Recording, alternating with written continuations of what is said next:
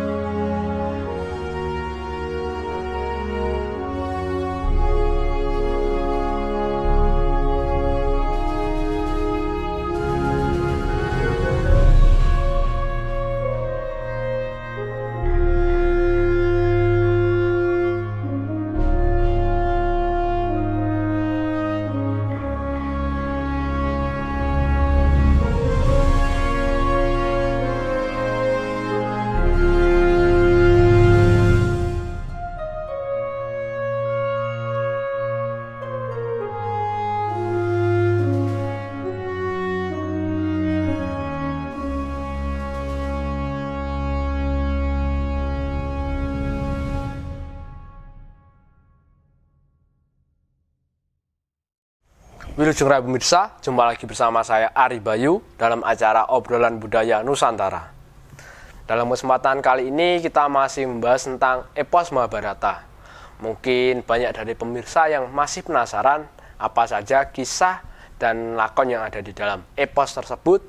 Mari kita kupas lebih dalam lagi bersama Mas Gurit. Nah, Mas Gurit. Ya, Mas Bayu. Setelah kemarin Mas Gurit bercerita tentang Sayembara Dewi Kesru yang dimenangkan oleh Bambang Kistowo itu sendiri ya, Mas Gurit. Ya. Nah, kemudian Bambang Kistowo menjadi raja di negara Plosojenar. Ya. Nah, untuk kelanjutan cerita tersebut bagaimana ya, Mas? Oh ya, Mas Bayu. Terima kasih atas pertanyaannya. Namun sebelum menjawab pertanyaannya Mas Bayu, saya akan menyapa teman-teman dulu yang telah mengikuti video kita dari awal hingga sampai sekarang. Saya ucapkan matur nuwun. Semoga video yang kita sampaikan mampu menambah referensi tentang lakon-lakon apa saja yang ada di dalam epos Mahabharata dan Ramayana, Mas Bayu. Nah, menjawab pertanyaan Mas Bayu, bagaimana tentang kelanjutan cerita setelah lakon Sayembara Dewi Kesru. Di dalam serat Pustaka Raja yang saya baca karangan Ki Tristuti, setelah itu ada lakon kelahirannya si Gendoro. Gendoro itu adalah anak dari Prabu Kistowo. Nah, singkat ceritanya begini Mas Bayu. Setelah si Prabu Kistowo tadi menjadi raja di negara Plosojenar cukup lama, akhirnya Dewi Kesru, istri dari si Prabu Kistowo tadi, hamil Mas Bayu. Nah, suatu ketika datang si Prabu Kuntibojo, raja dari negara Mandura, bersama Raden Basudewa. Nah, kedatangan si Raja Mandura tadi ingin menanyakan tentang persiapan si Prabu Kistowo pada saat itu ingin mengadakan acara siraman istrinya, yaitu Dewi Kesru yang sedang hamil pada saat itu. Nah, ampun akan tetapi sang Prabu Kesru tadi akan kedatangan musuh Mas Bayu, seorang raja siluman dari negara Selomangleng yang bernama Prabu Siswandakala, Mas Bayu. Apa maksud raja siluman itu menyerang negara Plosojenar, Mas? Dan apa yang dilakukan Raja Prabu Kistowo setelah mendengar kabar tersebut? Nah, keinginan dari si raja Selomangleng tadi, Siswandakala tadi, ingin menyerang negara Plosojenar adalah sang raja tadi ingin merebut Dewi Kesru. Merebut permaisuri Prabu Kistowo tadi, Dewi Kesru tadi, mengatakan bahwa pasukannya pada saat itu Siswandakala tadi sudah siap untuk menyerang negara Plosojenar dan ingin nekat merebut si Dewi Kesru tadi. Pokok oleh Dewi Kesru bakale tak jaluk. Nah, akhirnya tindakannya si Prabu Kesru tadi bercerita kepada si Kunti Bojo, dan pada saat itu si Kunti Bojo mengajak si anaknya Raden Basudewa tadi.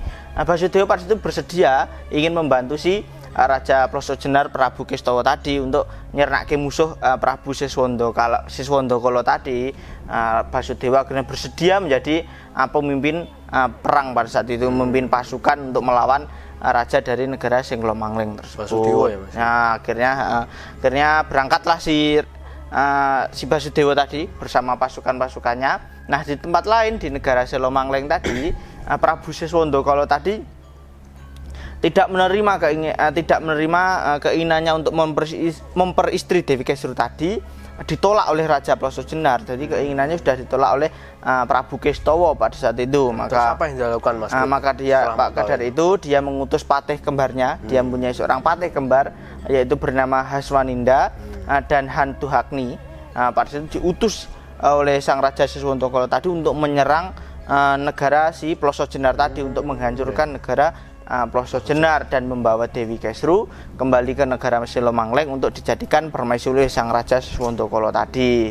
Oh, jadi dia mengutus patihnya untuk menghancurkan negara Plosojenar. Ya, benar sekali. Nah, terus bagaimana selanjutnya itu, Mas? Nah, akhirnya berangkatlah si kedua patih tadi membawa pasukannya. Nah, singkat cerita pasukan negara Singlomangling dan pasukan yang dipimpin oleh Basudewa itu terjadi peperangan. Pada saat itu terjadi peperangan, pasukan Plosojenar berperang melawan pasukan dari negara Singlomangling yang dipimpin kedua patih tadi.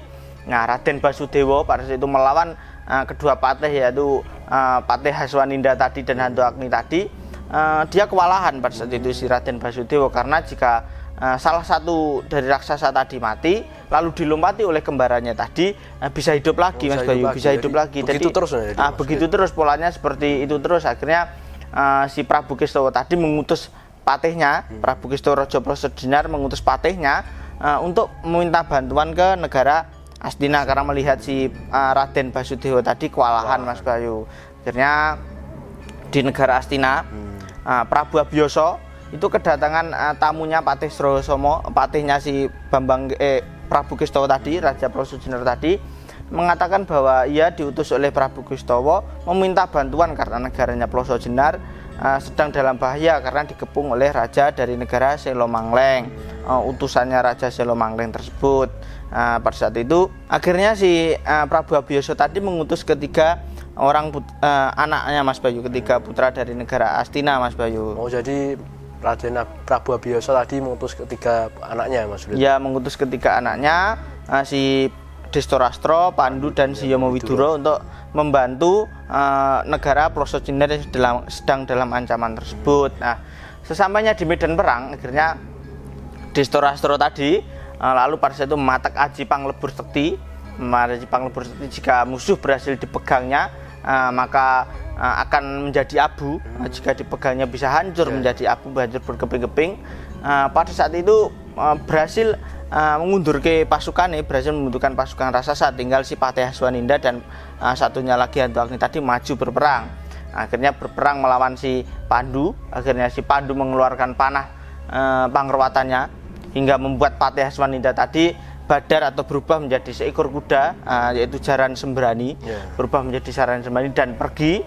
Dan juga si Patih Hantu Hakni tadi panahnya oleh si Pandu dengan panah pangrewataan berubah atau badar menjadi Hantu Hakni atau seperti hantu api, bola api seperti itu, dan juga hilang seperti itu. Nah, berarti yang berhasil mengalahkan patih dari Singlomangling itu adalah anak-anak dari negara Astina. Nah, akhirnya tidak lama berselang, akhirnya Dewi Kesru itu melahirkan, Mas Bayu, melahirkan bayi dampit.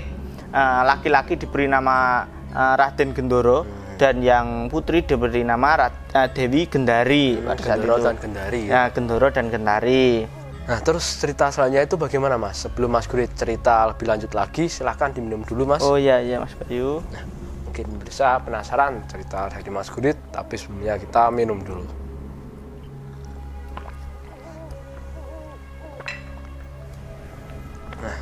Terus tuh, apakah Prabu Siswandakala mengetahui, Mas Gurit, jika patih-patihnya itu sudah kalah? Nah, akhirnya salah satu anak buah dari yang masih hidup dari pasukan dari negara negaranya Selomangleng tadi kembali ke negara Selomangleng untuk mengetahui untuk memberitahu kepada rajanya Prabu Siswandokolo bahwa kedua patihnya sudah kalah oleh anak-anak dari Abiyasa. Terus apa yang dilakukan Mas Gurit? Pada saat itu sang Prabu Siswandokolo tadi marah, Mas Bayu, marah, dan dia tidak terima karena patih yang dianggapnya sakti tadi kalah. Akhirnya berangkat sendiri untuk berperang melawan ketiga anak Pandu yang menjadi Sroyone Negoro Ploso Jendar tadi. Nah, di tempat lain Mas Bayu, di negara Wirata, Prabu Matswapati yang saya ceritakan kemarin itu mendengar kabar bahwa negara Ploso Jenar kedatangan musuh. Jadi Ploso Jenar kedatangan musuh. Lalu dia teringat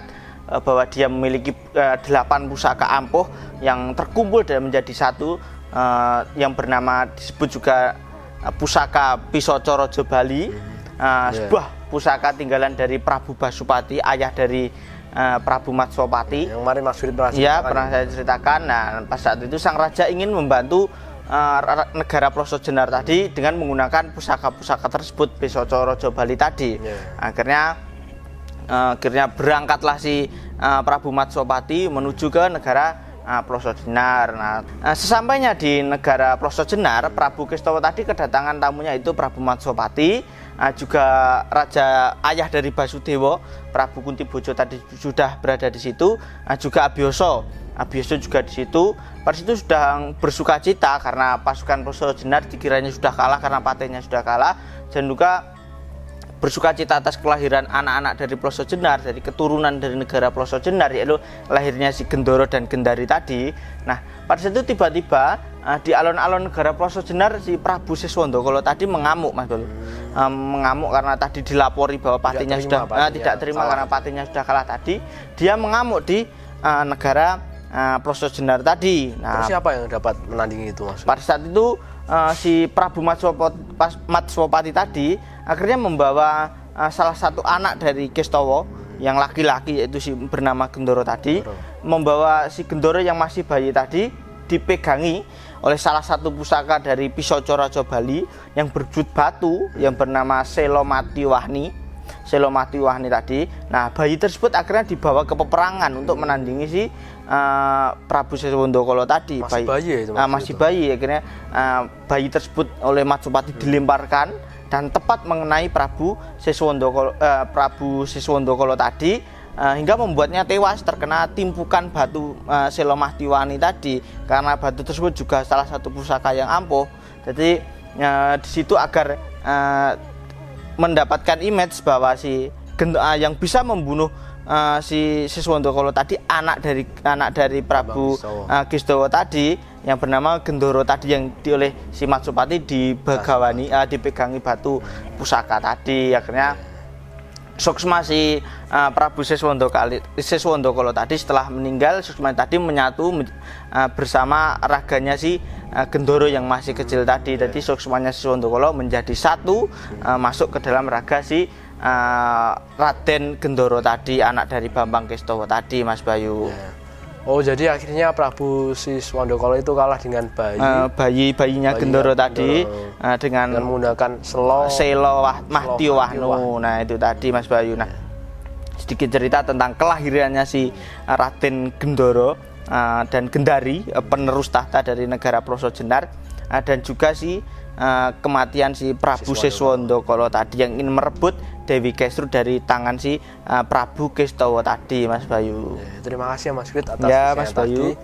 Nanti Mas Gurit bisa cerita lagi lebih banyak lagi. Nanti masih ada kelanjutannya lagi, Mas ada kelanjutannya, Mas Bayu. Nanti tolong Mas Gurit cerita di episode selanjutnya ya, Mas Gurit. Siap, ya? Mas Bayu. Itu tadi pemirsa cerita dari Mas Gurit tentang kisah lahirnya anak dari Prabu Kestawa, yaitu Gendoro dan Gendari, dan tewasnya Prabu Siswandokolo di tangan bayi Gendoro. Nah, mudah-mudahan cerita tadi bisa bermanfaat untuk kita semuanya dan bisa menambah wawasan. Nah, apabila ada salah-salah kata, kami mohon maaf. Tetap ikuti video kita selanjutnya. Tetap di Salam Budaya Nusantara.